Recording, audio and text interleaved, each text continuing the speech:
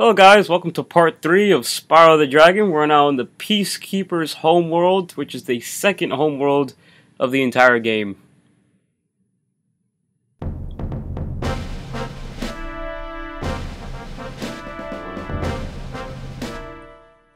So the first thing to recognize about this homeworld is that the music is absolutely incredible. It's the best out of all the homeworlds in my opinion.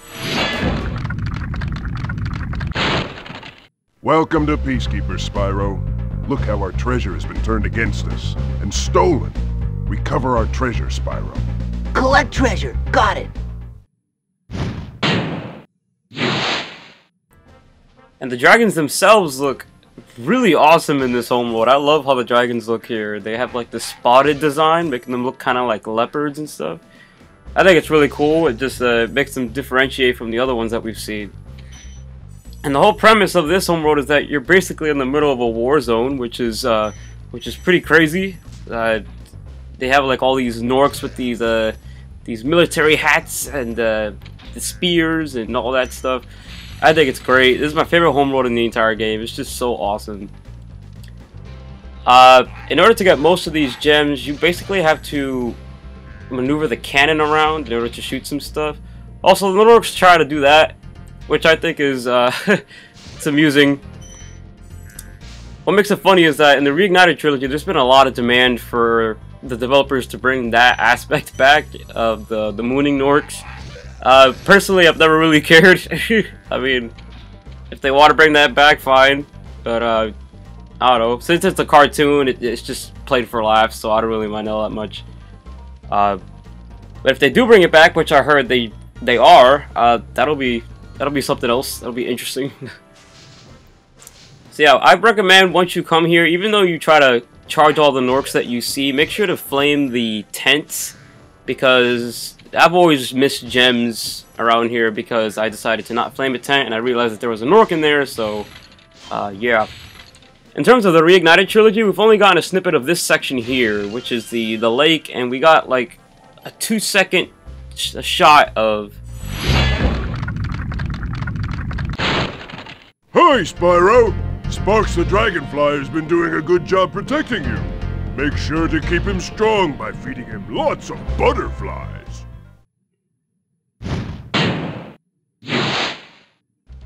These dragons keep interrupting me. Anyway, like I said, we only got like a 2-second shot of the balloonist. From what I've seen though, it looks super cool, super awesome. So I'm really excited to see what more of the homeworld that they're going to show off. I apologize for that little low battery display there. That was because my battery was literally at 5% as I was recording this. And I had to run for the charger because it was about to disappear.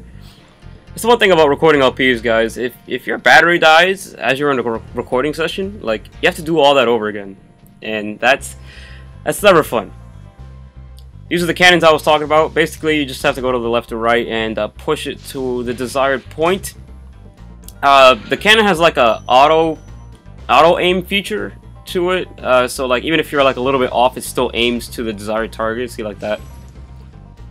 And then to just get off, you just have to jump. I swear, sometimes it's kind of finicky though, because like you try to go to the left or right, and you try to push it, and for whatever reason, Spyro just doesn't want to cling on to it. And I'm like, come on, man, like get on it.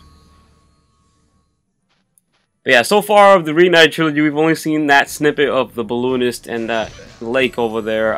We really haven't seen much. We've also had a screenshot of the open world section at the beginning there, and it shows like a Nork in the background with the cannon and Spyro looking awesome.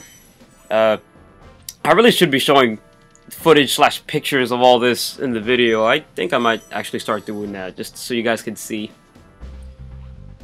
This thief is very strange to get. Sometimes I can get it on my first try, but just try to do what I'm doing, glide and then flame. It's not too bad, but you know. Normally I get it on my first try, but I was just, yeah, I kept missing. And there's the key for the hidden chest in this level, so make sure to grab that and the next dragon.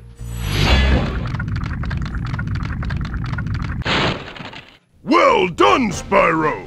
Keep up the good work, and I know you'll fulfill your destiny. Destiny?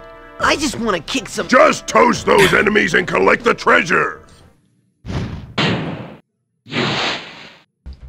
Destiny?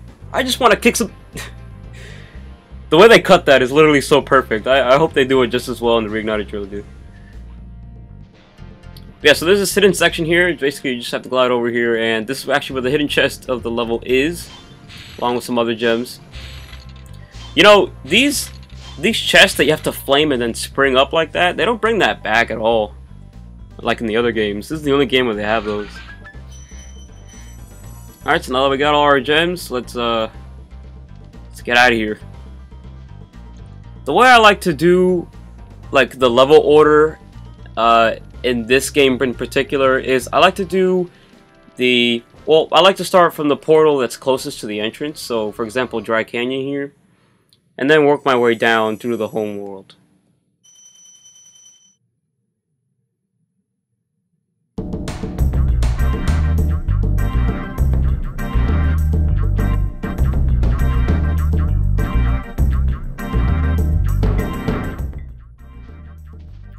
So in terms of this homeworld, the most that they've shown, I'm sorry, not homeworld, this level, Dry Canyon, the most that we've seen is a demonstration of Spyro Scope, which was shown off at, I believe, Comic-Con, could be wrong. They showed basically an example of how the Spyro Scope works in the Reignited trilogy, and they decided to show this level as a demonstration.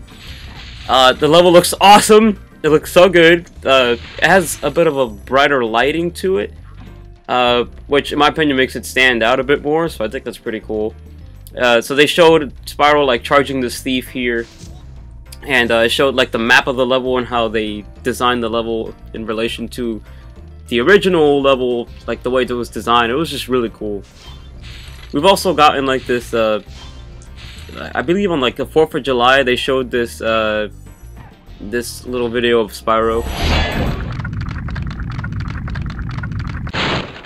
Thank you for releasing me. They showed like this little video of like Spyro flaming one of the firework things, and it said like Happy 4th of July and stuff. It was cute. It was nice. But so far, I think that's all we've gotten of Dry Canyon in terms of the Reignited trilogy. As for the level itself, this level also can be pretty confusing depending on how you approach it. Basically, you can go one of two ways at the beginning. You can either go to this bottom section here, which is the one I'm at, or that top section over there, which has a completely separate area. To be honest, I never really know which section I like to do first, or which one's quicker, but you know. Dry Canyon rewards good gliders.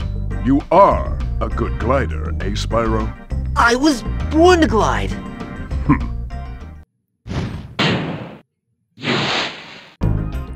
I swear, they better keep those dragons just as snarky and like sassy as they used to be, because this dialogue is great. I love it.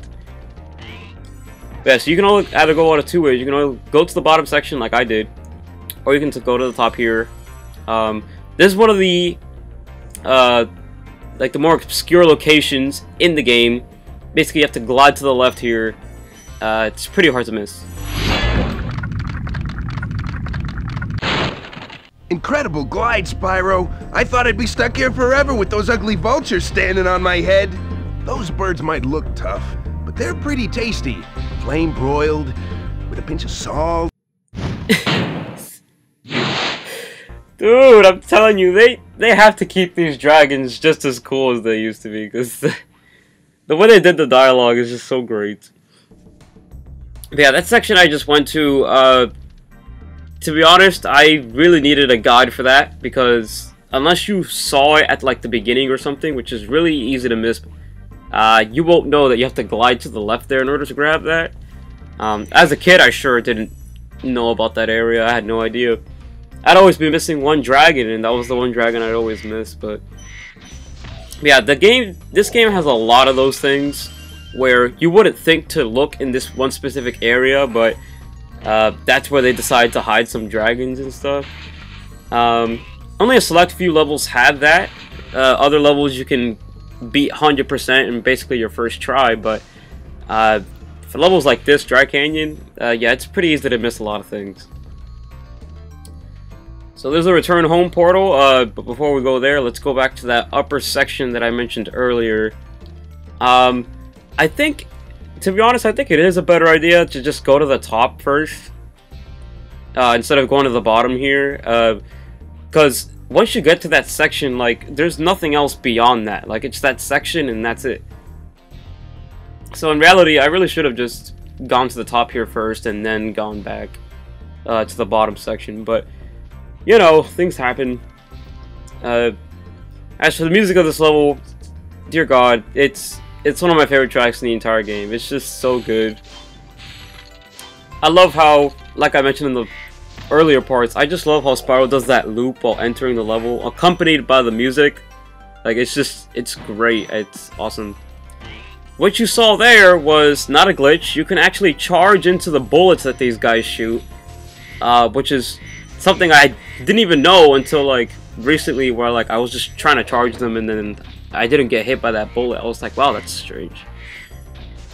But yeah, I love how these Norks just, just wave around those vulture things, like with the noise they make. They're like, eh, eh.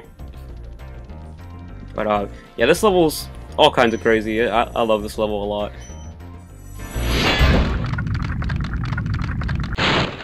Is that you, Spyro? Are you the young dragon I've been hearing so much about? Ever since you're a wee puff of smoke, we've known, You've known? Ah, I forget.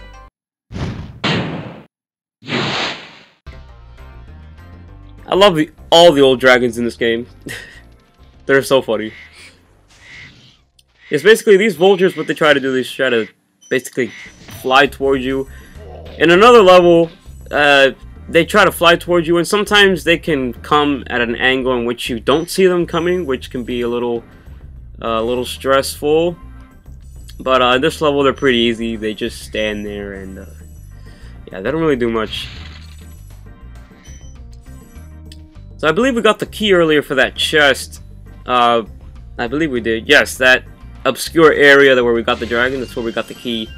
But yeah, in this level, there's a whole mess of gliding. You're going to be gliding a lot in this level, which, in my opinion, makes it stand out from most of the other ones, because that's a gimmick that they decided to capitalize on, was the gliding mechanic. So it makes this level unique compared to the other ones. Yeah, these firework things, that's what they showed off for the reignited Dry Canyon footage, and I thought it was cute. And for whatever reason, the animation of that little video matches, it syncs up with the Dry Canyon music for some reason, and I think it's really cool. But yeah, here's our key chest. Let's break that thing open and get the rest of these gems. I always get kind of scared when I get to this area, because gliding back for some reason no, I'm sorry, not gliding back, but gliding to it, it always feels like I can't make it. There are some glides in this game where it looks almost impossible to land on or to glide across, but in reality they just look that way. But once you actually try it, you make it. Yeah, this level's chock full of things like that. So we got all the gems, got all the dragons, got that one egg. Let's return home.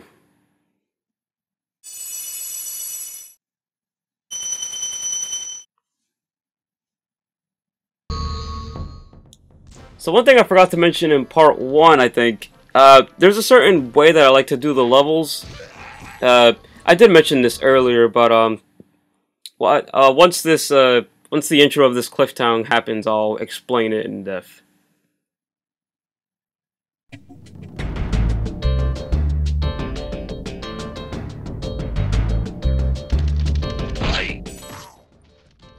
Yeah, so what I like to do is I like to do the main 3 levels, because every homeworld has 3 main levels to do. It has a flight level and it has a boss level. What I like to do is I like to do the 3 main levels first, from the beginning of the homeworld to the end of it. Do the flight level and then do the boss. Why? Well, because I don't know, doing the boss before the flight level just seems weird to me. I like to do every level first and then consider the boss as like the final confrontation, and then go on to the next homeworld. So that's the order in which I'll be doing all these levels. In terms of how they'll be packaged in parts, that is dependent on the size of each level or how long I took to complete each level. So each part will contain at least 2 levels to show off.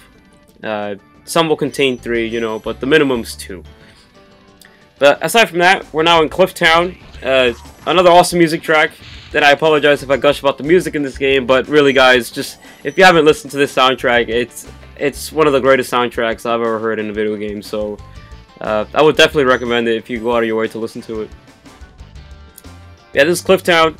There's a lot of gliding in this level as well. Well, that's really the main theme of Peacekeeper. How's a dragon supposed to flame metal armor anyway? Remember, Spyro, flame won't harm metal, but charging with your horns, that should do the trick.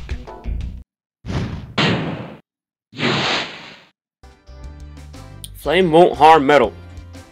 So if you see a shiny thingy, just charge it. That's one thing about the Reignited trilogy that they haven't capitalized on, is the shininess of the of all the metal enemies, like with the metal shields and stuff. They normally show it as something like gray, and like it's more glossy than it is shiny. So like it's not as bright as it used to be, really, all the metal things. But aside from that, this level's actually pretty difficult in terms of finding everything. This level is the definition of having obscure things located in obscure areas, and you'll see a defining example of that once I get to the end of the level. But there's these cooking grandma enemy things that are cooking in a pot. But if you don't notice, once you flame the pot, a gem comes out. If you're playing this game on your first playthrough, unless you accidentally flame the pots, you probably wouldn't know that. They're pretty well hidden in that aspect, which is what makes this level pretty difficult. Sometimes you can get to the end of the level and you're missing one gem and you're wondering where it is, and it's because you forgot to flame one pot that had one gem in it. And that can be pretty tedious depending on, you know, if you have an eye for that sort of thing. But yeah, every time I get to these grandma enemy things, I try to do my best to remember to flame those pots, otherwise I'll be missing a whole mess of gems and stuff. So but yeah, there's also cactuses in this place, which they don't really do anything. In the later games they do, but for now they're just there. Hey, what's on the other side of that river? Why don't you glide there and find out? Or how about you just tell me instead of me having to go over there? That'd be nice. But yeah, before gliding over to that other section of the level, fly over here to this one thing and flame this one rocket. You'll need that to break the unbreakable chest on the top there. And like I said, unless you saw that rocket on your way up here, you wouldn't know to do that. I mean, granted, the fact that there's an unbreakable chest there signifies that there's a rocket somewhere, but still, you know. Especially after releasing that dragon, your first instinct is to, you know, glide to the other section, but before gliding there, you have to glide to that and not miss that unbreakable chest. You see, it looks like you can't reach it, but in reality you can. There's a lot of parts of this game that have things like that. These are the vultures I was mentioning earlier. Sometimes if you go to them from the side, they don't fly to you. I don't really get it, but that's just how it works. I think they have to see you from the front in order for them to go. Yeah, so right here there are these vultures to the right, and if I were to go to the vultures on the left, let me rephrase that. There's vultures on the left. If you go to this vulture on the right, sometimes the vultures on the left can start flying towards you like that, and you won't really notice until they're, you know, right next to you. So I always like to keep an eye out just in case. Sometimes they can blindside you depending on how close you are, but they're really not that bad. All of Spyro levels have out of bounds. You can't go out of bounds in this level. So You've reached the highest point in Clifftown. You can get to almost anywhere from here. If I were you, I'd use that whirlwind there. Where? It's funny because he points to that right direction, but it's not in the direction he was pointing at, which is funny. Yeah, so the whirlwind's right there. So yeah, just go to the side, jump on this platform here, go back up the whirlwind. I think you got to do this like twice more. But yeah, you got to do this in order to get all the gems up top on the cliffs here. There's a lot of this in this level. Like I mentioned earlier, this is probably one of the hardest levels in order to get 100%. And the reason why is not only do you have to find all the gems, but most of the gems are hidden in very obscure locations, and you're about to see it in just a few seconds. If I were to move. Okay, thank you. Yeah, that's the out of bounds thing I was talking about. Alright, so you gotta fly over here. And there's gems behind the beginning section of the level. I don't know how in the world anyone's supposed to figure that out. Like, I really don't. But, there it is. I don't know if there's something that gives it away or anything. I don't think there is, really. But, yeah. Unless you found some sort of guide to help you through that, I don't think anyone was supposed to find that out on their first go. Especially not me as a kid. As a kid, I would never be able to find all the gems here. That's it. We got all the gems, the dragon eggs, and the dragons. So let's head on home.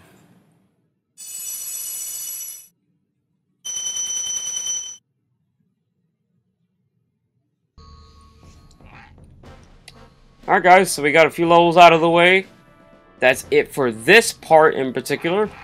And the next part we'll be continuing on through this next level here, Ice Cavern. See you then. Hey guys, thank you so much for taking the time to watch this video on my channel. If you're a Christian watching this and are at all interested in finding a Christian YouTube channel, make sure to check out my other channel known as Waldy Santos, where I'll be covering biblical, theological, and spiritual topics. Thank you guys once again, and as always, God bless you.